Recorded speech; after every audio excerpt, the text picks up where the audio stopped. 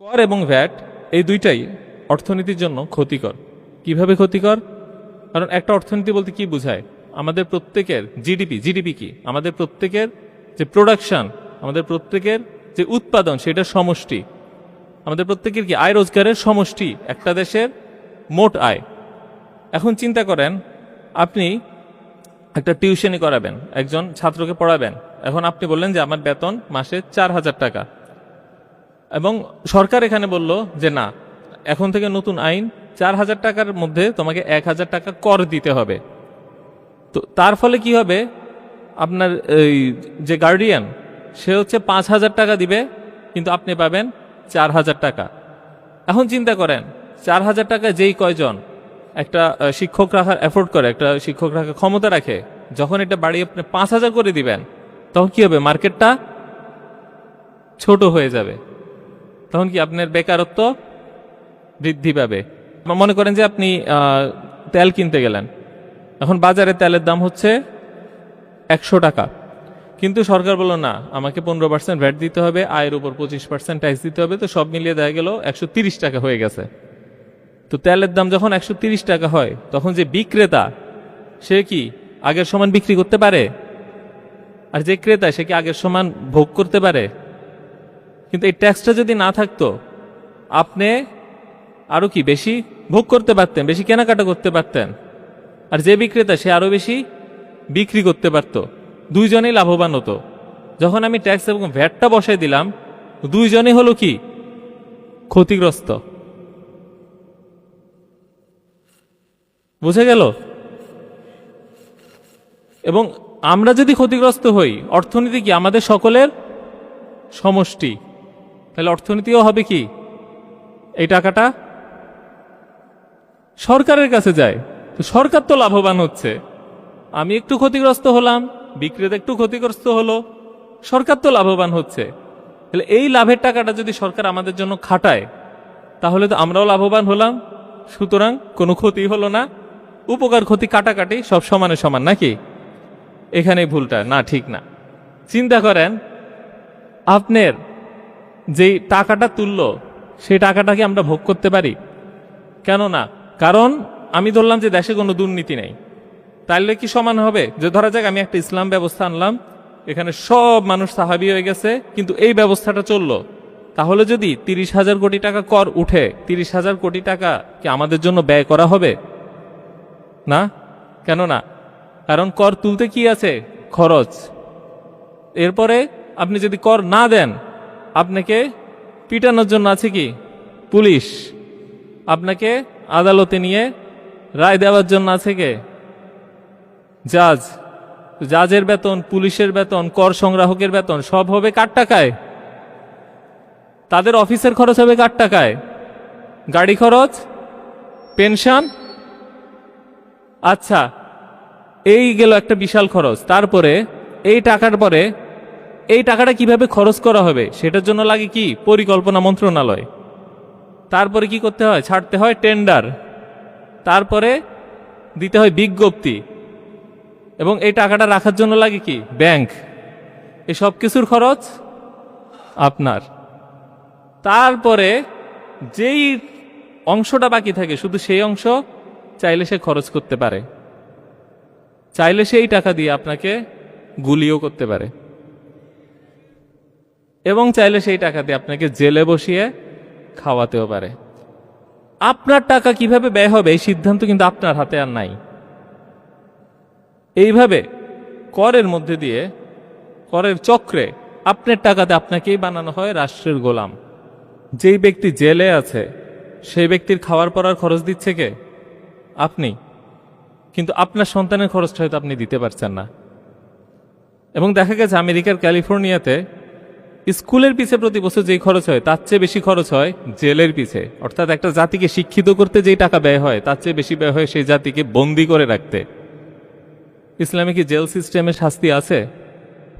সব নগদে শেষ, না? তাহলে দেখেন, আমাদের এই যে অপচয়গুলা এবং আমাদের যে স্বৈরতন্ত্র, এই সব কিছুর মেশিনের তেল হিসেবে কাজ করে কি? ট্যাক্স। ট্যাক্স বন্ধ করে দেন, স্বৈরতন্ত্র পা ভেঙে পড়বে। ঠিক আছে? এখন এখন আপনাদের প্রশ্ন হতে পারে, ট্যাক্স ছাড়া আমরা সরকারি সার্ভিস কিভাবে পাবো? আপনারা স্কুল কলেজে পড়েছেন না? সরকারি সরকারি হাসপাতালে যাচ্ছেন। এখন আপনাদেরকে যদি প্রশ্ন করা হয় কোথায় আমরা ভালো সার্ভিস পাই, সরকারি প্রতিষ্ঠানে নাকি বেসরকারি প্রতিষ্ঠানে, সবাই বললো বেসরকারি। তাহলে সরকারি প্রতিষ্ঠান থাকার দরকার কি? বন্ধ করে দেই। তারপরে এগুলা থাকা দরকার কেন? যদি আমি নিম্নমানের সার্ভিস পাই, তো পৃথিবীতে নিম্নমানের সার্ভিস থাকার কেন প্রয়োজন? বন্ধ করে দিব?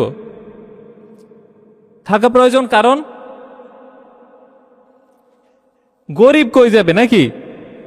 মানে আমরা তো এখানে ফ্রিতে চিকিৎসা দিচ্ছি, ফ্রিতে পড়াচ্ছি, গরিবের একটা উপকার হচ্ছে। আমি যদি বলি এটা বন্ধ করে, আপনাদের প্রশ্ন হচ্ছে গরিব কই যাবে? তাছাড়া তার কোনো সমস্যা নাই। আচ্ছা, এখন আমি প্রথমে আগে এইটা বলি যে সরকারি প্রতিষ্ঠানের তুলনায় বেসরকারি প্রতিষ্ঠানের সার্ভিস ভালো। এটা কি পৃথিবীর সব দেশেই? হ্যাঁ, সব দেশেই। কেন?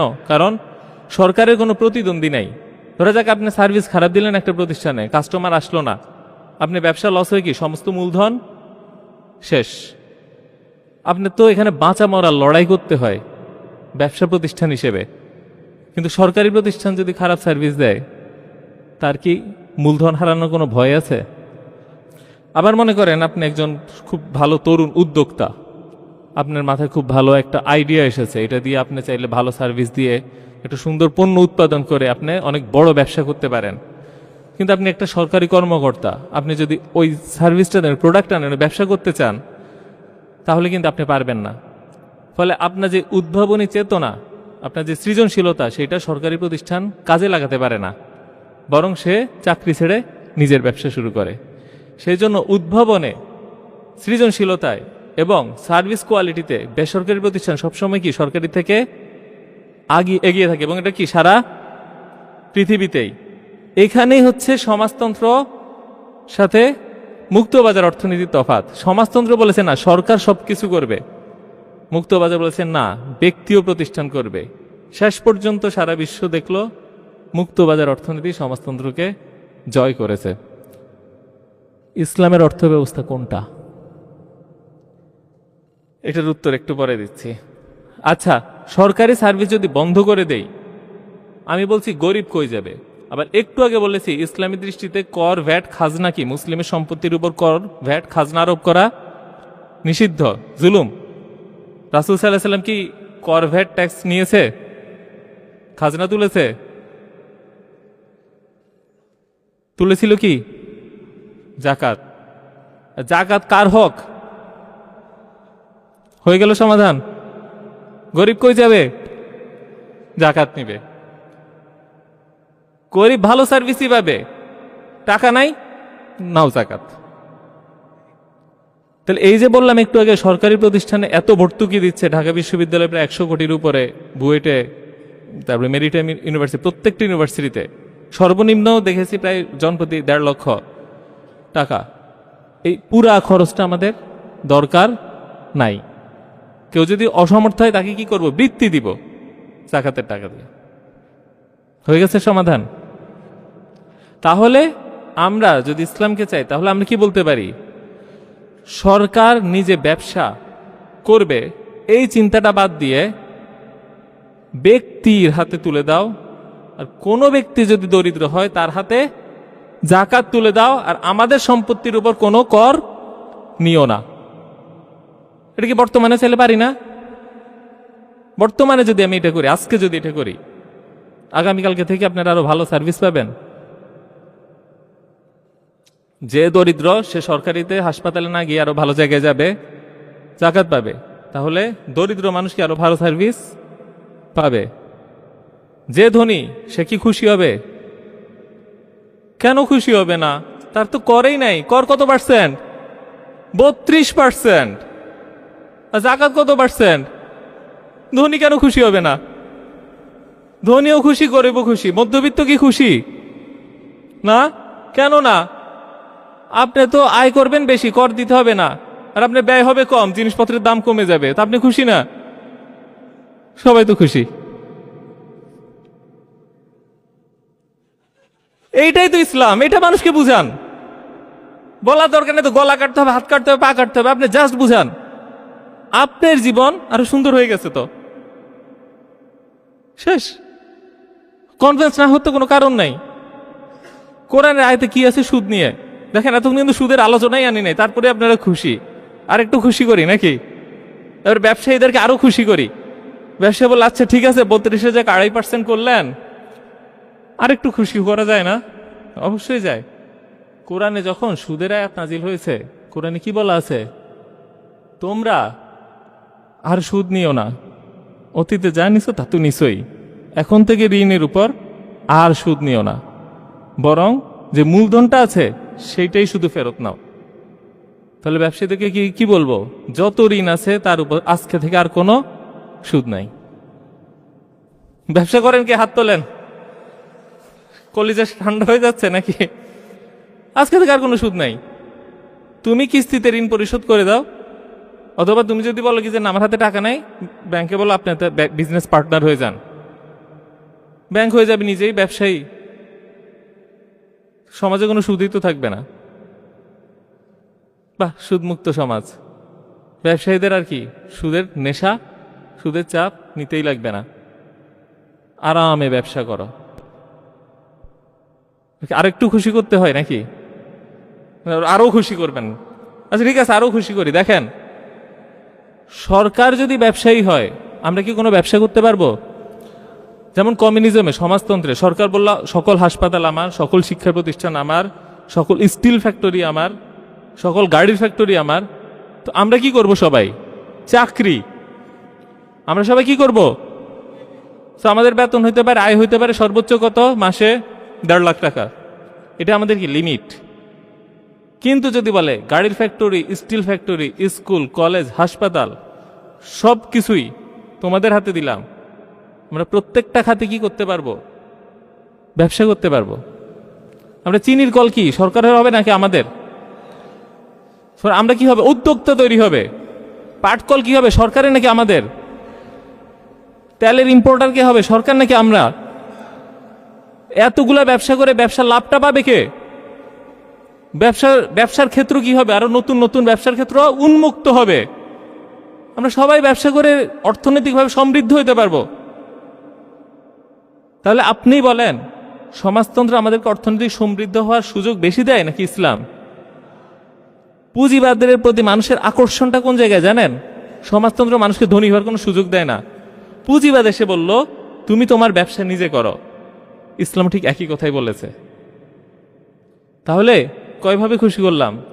ব্যবসা ক্ষেত্র অবারিত সুযোগ, ট্যাক্স, ভ্যাট, খাজনা, সুদ, সব ব্যবসায়ী খুশি। এবার কর্মচারীদের খুশি করি। কর্মচারীদের আয়কর, দোকানে জিনিসপত্র কিনতে গেলে ভ্যাট, গরিবের যদি পকেটে টাকা না থাকে আলহামদুলিল্লাহ সবাই খুশি। তাহলে আর ইসলাম আসছে না কেন? অর্থ ব্যবস্থাতে তো আসা উচিত। হ্যাঁ, সরকারের কি হবে? রাস্তাঘাট কিভাবে তৈরি হবে? পোর্ট কে নির্মাণ করবে? এয়ারপোর্ট কে নির্মাণ করবে? এই প্রশ্নগুলো এখন হচ্ছে কি যে প্রশ্ন, সুদখোররা কেমনে চলবে? সুদখোরে চিন্তা করতে লাগবে না, সুদখোর ব্যবসায়ী হয়ে যাবে।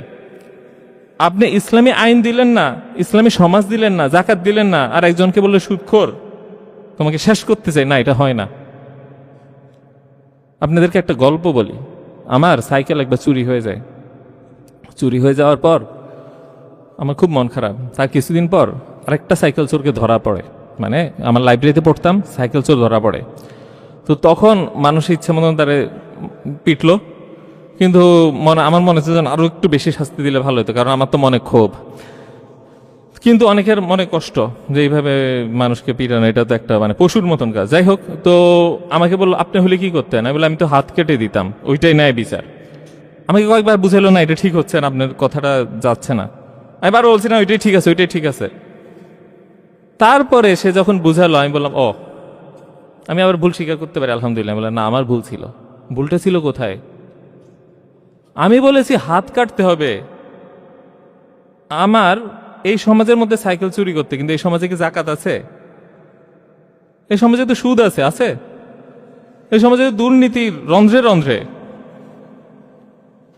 এই সমাজে কর আছে। এই সমাজে দান করলে যদি কেউ হাত পাতে যে আমার এক বেলা খাওয়া নাই, তার জন্য কি খাওয়ার ব্যবস্থা আছে নিশ্চিত? আমি কেমনে এই সমাজে হাত কাটি? আগে তো আমাকে জাকাত আনতে হবে, আগে তো আমাকে সুদ বন্ধ করতে হবে, আগে তো আমাকে দুর্নীতি কমাইতে হবে, পুরো তো বন্ধ না করতে পারে, আগে তো আমাকে কর ব্যবস্থা সংস্কার করতে হবে, আগে তো আমাকে তার খাওয়ার পরার নিশ্চয়তা দিতে হবে। তারপরে আমি বললাম যে তারপরে কেন চুরি করলে এবার হাত কাটবো? আমি কিচ্ছু করলাম না, খালি হাত কাটতে পারলেই খুশি। দিস ইজ নট ইসলাম। কাটার নেশে ইসলাম হইতে পারে না যদি না আমি তাকে নিশ্চয়তা এবং তাকে যে ইসলাম ব্যবস্থা ওইটা দিতে পারি। রাসূল সাল্লাল্লাহু আলাইহি ওয়াসাল্লাম মাক্কি জীবনে কিন্তু হাত কাটে নাই, তাই না? হাত কাটার আয়াত কি মাদানী যুগে আসছে নাকি মাক্কি? বুঝেছেন? আচ্ছা, শেষে করের বিকল্প কি এটা নিয়ে, ও আচ্ছা সময় আছে, সমস্যা নেই। আচ্ছা, করের বিকল্প নিয়ে আলাপ করি। ইসলামের একটা সরকার আয়ের খাত কি খেয়াল করেন? জাকাত কি সরকারের আয়ের খাত? বাহ, কত সুন্দর, এত মানুষ জানে। অনেকে তো বলে জাকাতের টাকা দিয়ে রাস্তা বানায় ফেলবো। না, জাকাত কি সরকারের অধিকার? জাকাত কার অধিকার? সরকারের কাজ কি তাহলে জাকাত নিয়ে? সরকারের কাজ নিশ্চিত করা, গরিব তার হক বুঝে পাচ্ছে। রাষ্ট্রের কাজ কিন্তু হক নিশ্চিত করা। এবং এই যে আমি বললাম যে প্রাইভেট সেক্টরের হাতে আপনার ইয়েগুলো চলে যাবে, ব্যবসাগুলো যাবে, তারা যদি আমাদেরকে জিম্মি করে তাহলে বাজার যেন উন্মুক্ত থাকে এবং কাস্টমার যেন ক্ষতিগ্রস্ত না হয়। কাস্টমারের হক নিশ্চিত করার দায়িত্ব কার? সরকারের। জাকাত নিশ্চিত করার দায়িত্ব কার? সুদ বন্ধ করার দায়িত্ব কার? সরকারের কাজ কিন্তু ব্যবসা করা না। সরকারের কাজ কি নিশ্চিত করা? হক। হকটা নিশ্চিত করে তার কাজ। কোনো রাজা দেখবেন না যে ব্যবসা করতেছে, যে রাজাও মিষ্টির দোকান দিয়ে মানে মিষ্টির দোকানে সে কম্পিট করতেছে, না, এটা হয় না। এইখানে হচ্ছে কি যে আমাদের ব্যবস্থা, এই জিনিসটা কি মনে থাকবে? তাহলে আপনি বলতে পারেন যে সরকার কিভাবে চলবে?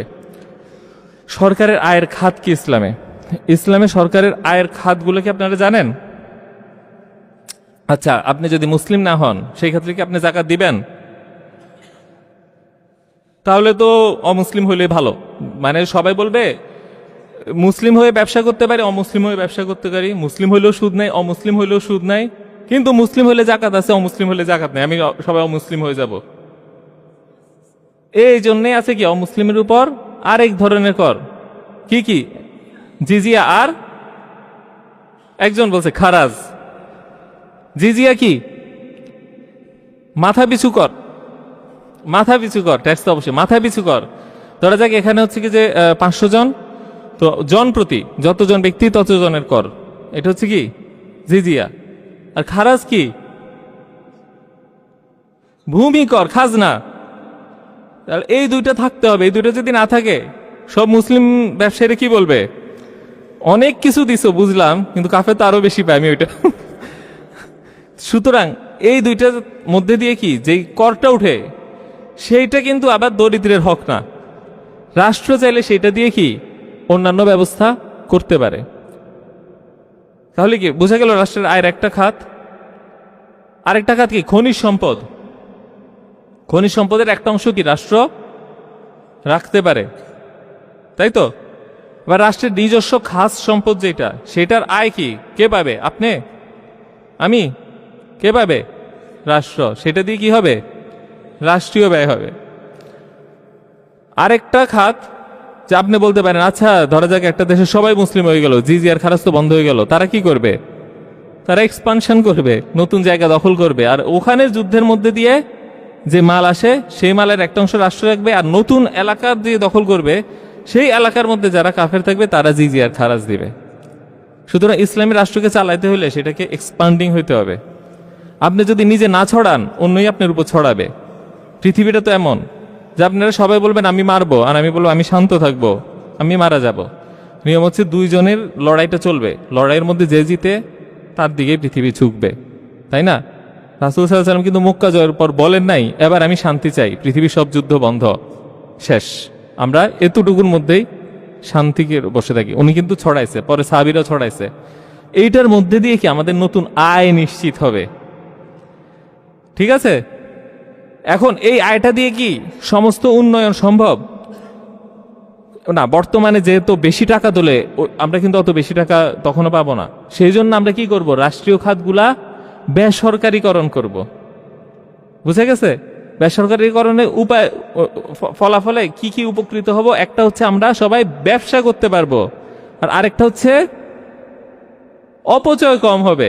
কেন? কারণ আমি যে বললাম, এই খাজনাটা তুলে খরচ করতে বাজনাতে কি বিশাল অংশ ব্যয় হয়ে যায়, এবং আপনার টাকা দিয়ে আপনার উপর ক্ষমতা বিস্তার লাভ হয়। তাহলে আমরা যদি নিজেরা নিজেদের সমাধানগুলো করতে পারি, তাহলে কি হয়? উপকৃত কে হয় সবচেয়ে বেশি? আমরাই। এখন এইখানে ডিটেলে এই মুহূর্তে যাব না, বরং আমি জাকাত কত শক্তিশালী একটা মাধ্যম সেটা বলে আলোচনা শেষ করব।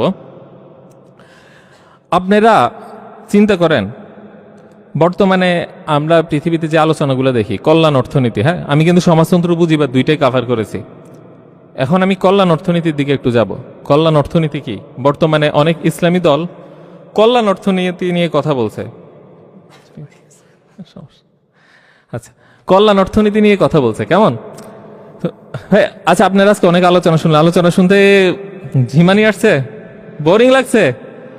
বাবা, আমি তো ভয় পেয়ে যাচ্ছি। আচ্ছা ঠিক আছে, কল্যাণ অর্থনীতিটা কি? বর্তমানে কিন্তু দেখবেন যে বর্তমানে ইসলামী দলগুলো কিন্তু কল্যাণ অর্থনীতি নিয়ে কথা বলছে। হ্যাঁ, অন্য রাজনীতি পৃথিবীতে কল্যাণ অর্থনীতি চলছে। কল্যাণ অর্থনীতি কি? আমরা কি ওটা চাই? ইসলাম কি কল্যাণ অর্থনীতি? কেন না?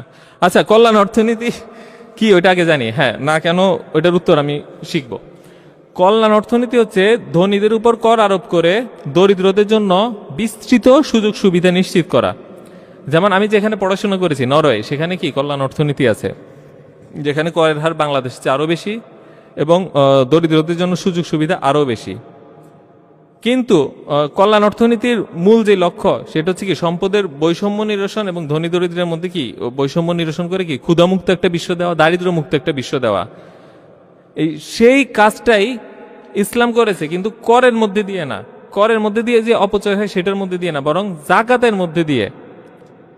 এবং দারিদ্র সৃষ্টি এবং বৈষম্যের ইঞ্জিন কি? দেখেন, এই ধরনের আলোচনা মসজিদে গত 10 বছরে আমি শুনি নাই। সেই জন্য আপনারাও অবাক হচ্ছেন যে বৈষম্য তৈরির এবং দারিদ্র তৈরির ইঞ্জিন কি? অর্থনীতির মধ্যে যদি কোনো কিছু থাকে, মেশিন যেটা দারিদ্র তৈরি করে, ধনী দরিদ্রের বৈষম্য বৃদ্ধি করে, সেটা কি? সুদ।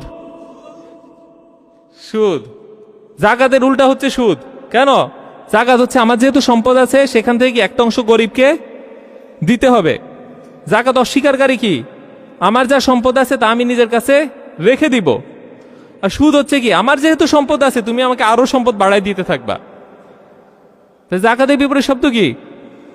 জাকাত ধনী দরিদ্রের বৈষম্য কমায়, আর সুদ এই তো।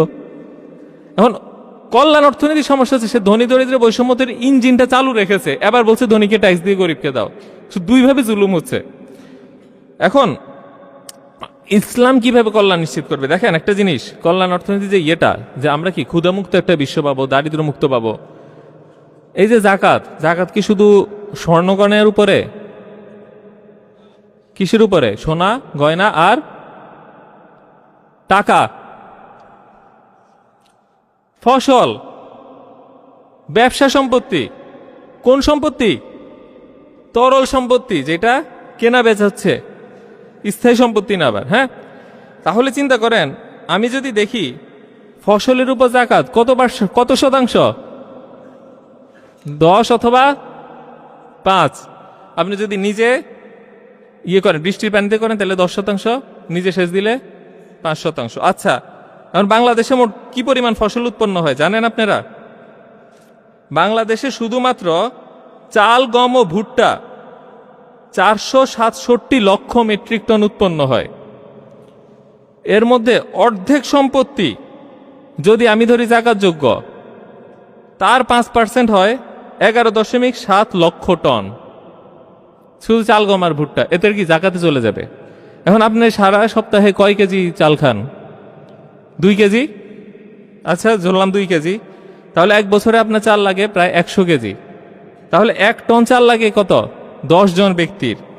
আর 11.7 লক্ষ টন চাল যাবে কত? 1.25 কোটি পূর্ণবয়স্ক মানুষ। ক্ষুধা বলে কিছু থাকবে? এইটাই তো ক্ষুধামুক্ত বিশ্বের সলিউশন। আচ্ছা, এটা শুধু চাল গেল। আবার আমরা কি কাপড়, বাংলাদেশে আরএমজি এক্সপোর্ট কত জানেন? 42.6 বিলিয়ন ডলার।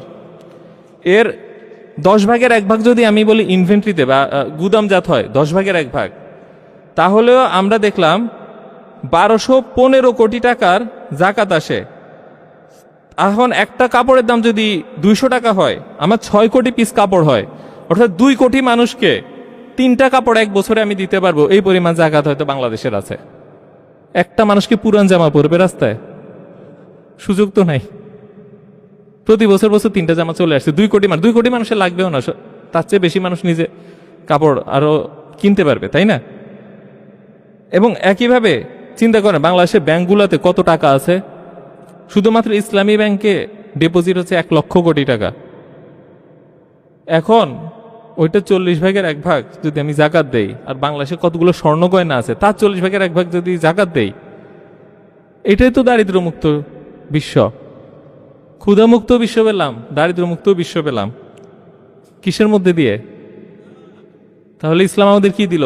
ব্যবসা বরকত, আয় রোজগার বৃদ্ধি, ব্যয় হ্রাস, এবং কি ব্যবসার মধ্যে দিয়ে হবে কি কর্মসংস্থান বৃদ্ধি, বেকারত্ব হ্রাস, এবং জাকাতের মধ্যে দিয়ে দারিদ্র্য হ্রাস, ক্ষুধামুক্ত বিশ্ব, আর সুদ বন্ধ করে বৈষম্যহীন সমাজ।